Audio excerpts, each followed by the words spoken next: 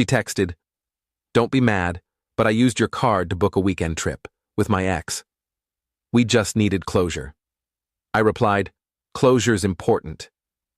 That night, I called the bank, marked the charges as unauthorized, and canceled the card. When the hotel called her the next morning asking for a new payment method, her ex's face said everything. "I'm 30, work as a senior analyst at a consulting firm, and until last week I thought I had a good relationship with my girlfriend of 3 years. Her name was Rebecca. We met through mutual friends at a barbecue, hit it off immediately, and moved in together after about 18 months. She worked in event planning, made decent money, but I earned significantly more. That became relevant pretty quickly. Rebecca had this habit of borrowing my credit card. It started small, grabbing coffee on my card when hers was in her other purse, ordering takeout when she'd left her wallet at work. I never minded. We were partners. What's mine is yours, right? But over time, it escalated.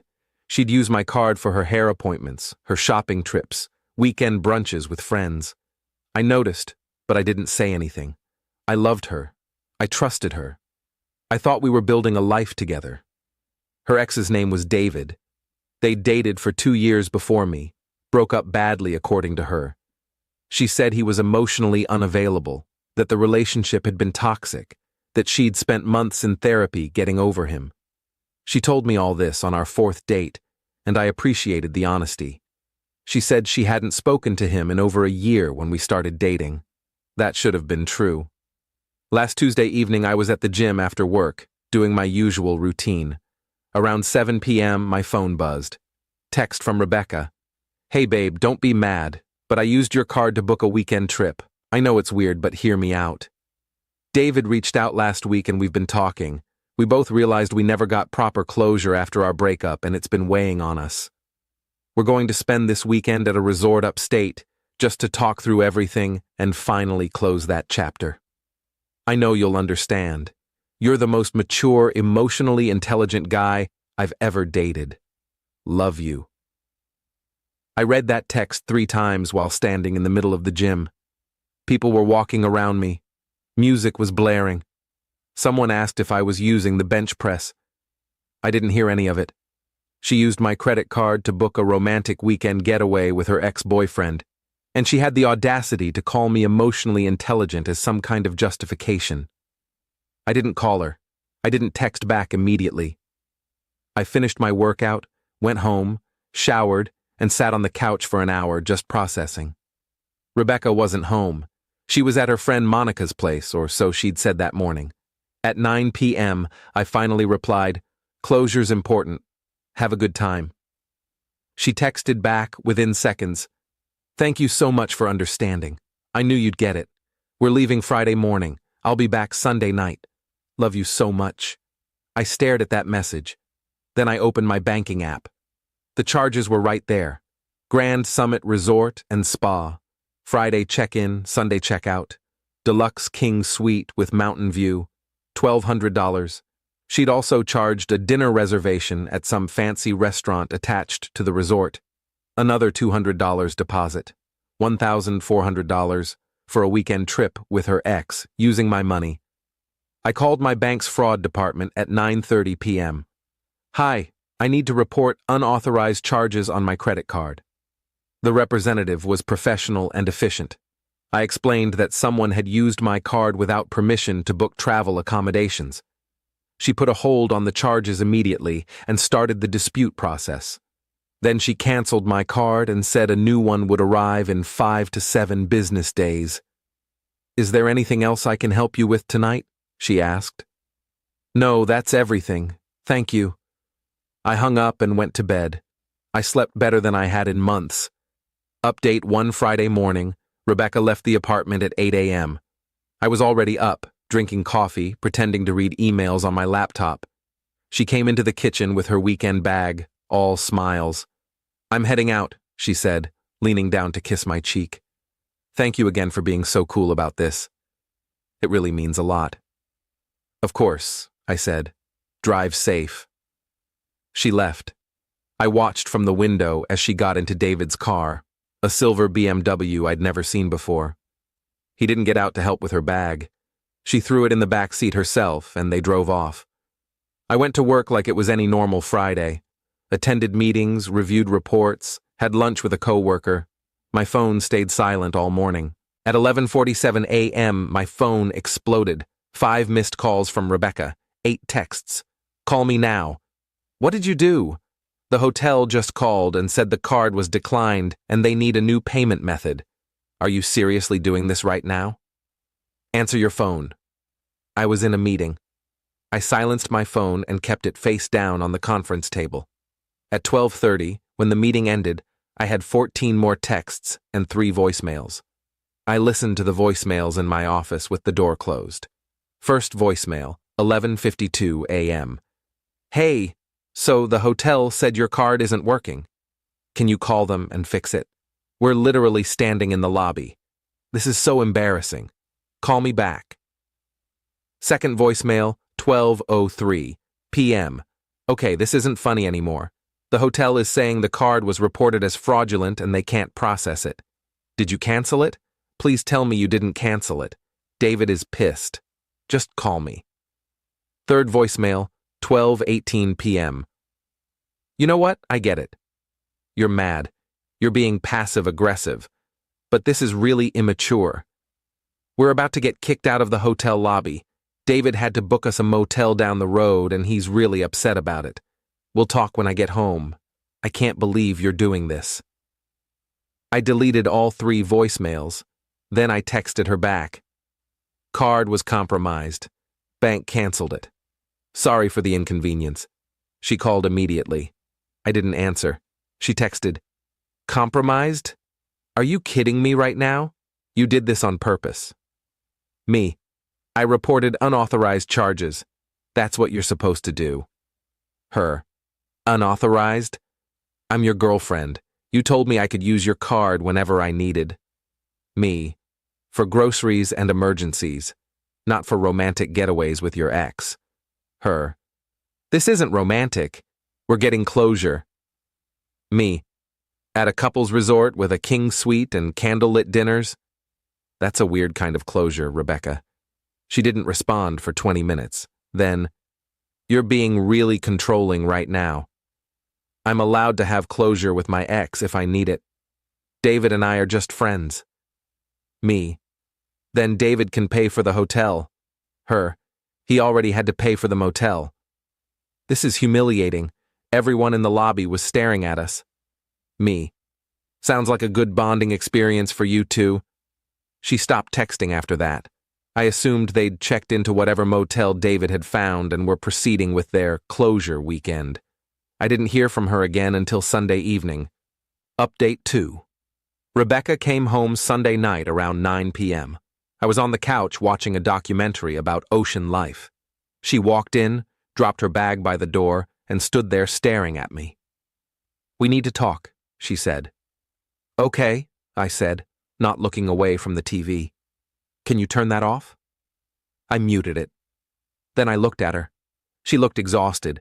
Her hair was messy, her makeup smudged, and she was wearing the same outfit she'd left in on Friday. That was the worst weekend of my life, she said. The motel David found was disgusting. There were stains on the carpet. The shower barely worked. We couldn't even go to the restaurant because the reservation was tied to the hotel booking. We ended up eating at a diner both nights. David was furious the entire time. He said I should have made sure the payment would go through before we left. We barely talked about our relationship because he was so mad. Sounds rough, I said. That's all you have to say. What do you want me to say? An apology would be nice, she shouted. You humiliated me in front of David. You made me look like an idiot. I humiliated you, I said calmly. Rebecca, you used my credit card to book a romantic weekend with your ex-boyfriend. Without asking.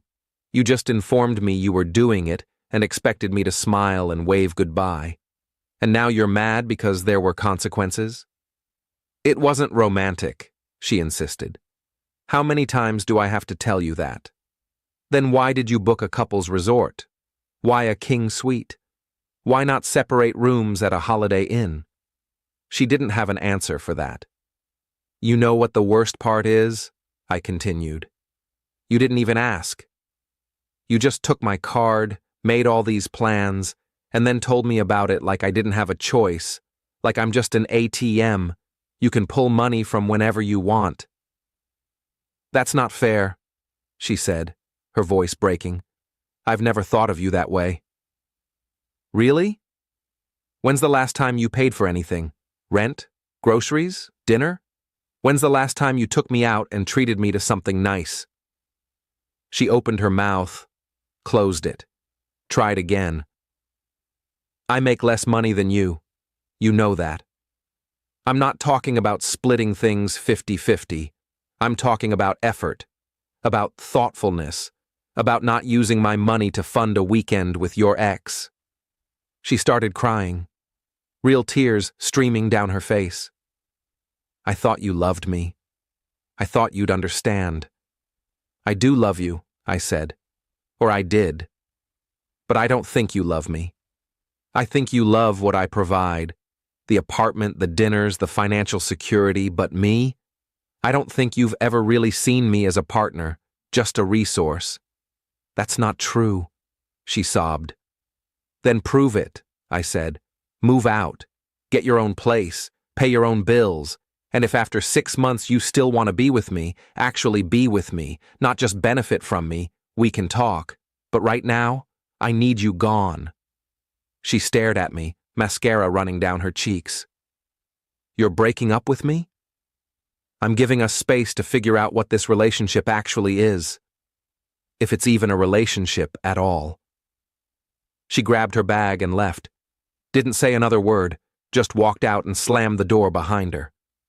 I sat there for a long time after she left, staring at the muted TV. A school of fish swam across the screen in perfect synchronization. I unmuted it and kept watching. Update 3. It's been 3 weeks. Rebecca moved in with Monica temporarily, according to a text she sent me 5 days after the breakup. She asked if we could meet up to talk things through. I declined. She's texted me a few more times since then. Apologies, justifications, promises to change. I haven't responded to most of them. The only one I replied to was when she asked if she could come by to pick up some things she'd left behind. I told her I'd boxed everything up and she could coordinate with the building manager to pick it up when I wasn't home. Through mutual friends I'm reconsidering now, I heard that Rebecca and David are not together. Apparently, the disastrous motel weekend killed whatever rekindled spark they thought they had. David told people Rebecca was too high maintenance and that he dodged a bullet by not getting back with her. The irony is almost funny. Rebecca, meanwhile, has been posting cryptic Instagram stories about toxic people and knowing your worth. I haven't looked at them directly. A friend sent screenshots, but the fact that she thinks she's the victim in all this tells me everything I need to know. I've spent the last 3 weeks reevaluating a lot of things. How much I gave in that relationship without asking for anything in return. How many times I ignored red flags because I wanted to believe we were solid. How I equated generosity with love, when really I was just making it easy for her to take advantage. My bank closed the fraud case in my favor. The charges were reversed. I got my $1,400 back. Rebecca will probably see that when she checks her email. I'd forwarded her the hotel confirmation when she first booked it. I wonder if she'll reach out about that too. I doubt I'll respond if she does. Last week, I went on a date. Her name's Jordan. We matched on Hinge. She's a physical therapist, runs her own practice, pays her own bills. On our first date, when I offered to pay for dinner, she said, "How about we split it? I like keeping things equal from the start." I could have hugged her right there. We're going out again this weekend, somewhere low-key. She suggested a taco place she loves and insisted on getting the first round of drinks. It's refreshing. It's healthy. It's what I should have had all along. Final update. It's been 6 weeks since Rebecca left. I haven't heard from her in about 10 days, which feels like progress. The last text she sent was asking if I'd thought about giving us another chance. I finally responded, "No. I've moved on. I think you should too. She didn't reply to that. I ran into David last week at a coffee shop downtown. He was with some woman I didn't recognize. He saw me, looked uncomfortable, and quickly turned away. I don't think he ever knew the full story of what happened. I don't care enough to tell him. Monica, Rebecca's friend, texted me a few days ago. She apologized for enabling Rebecca's behavior and admitted she'd thought the whole closure trip was insane from the beginning. She said Rebecca's been struggling financially since moving out. Turns out I was covering way more of her expenses than I'd even realized, and that she's had to pick up extra freelance work just to afford rent. Monica said she hopes Rebecca learns from this. I told her I appreciated the message, but that I needed distance from that entire situation. She understood. Jordan and I are still seeing each other. It's been about a month now, and it's the healthiest relationship I've ever been in. We communicate. We split expenses. We respect each other's boundaries. Last week, she asked if I wanted to meet her parents next month when they visit from out of town. I said yes. That's what a real relationship looks like. Partnership, respect, reciprocity. I've learned a lot from this mess. I've learned that generosity without boundaries isn't love, it's enabling. I've learned that trust isn't the same as blind faith. I've learned that sometimes the kindest thing you can do for yourself is walk away from someone who doesn't value you. Rebecca taught me what I don't want. Jordan is teaching me what I do. And that $1,400 I got refunded? I used it to book a weekend trip for Jordan and me next month. A real trip. With someone who actually wants to be with me, not just benefit from me. Closure, it turns out, doesn't require a romantic weekend at a resort. Sometimes it just requires a phone call to your bank and the self-respect to know when you're done. Edit. People keep asking if I feel bad about reporting the charges as fraud. I don't. She used my card without explicit permission for that specific purpose. That's the definition of unauthorized use. If she'd actually asked, not just informed me, maybe things would have gone differently. But she didn't. She assumed. And that assumption cost her a relationship. Edit 2. For everyone saying I should have just talked to her first instead of canceling the card, I did talk to her. By text. She told me she was going on a trip with her ex using my money and expected me to be fine with it. That was the conversation. The card cancellation was my response. Sometimes actions speak louder than words.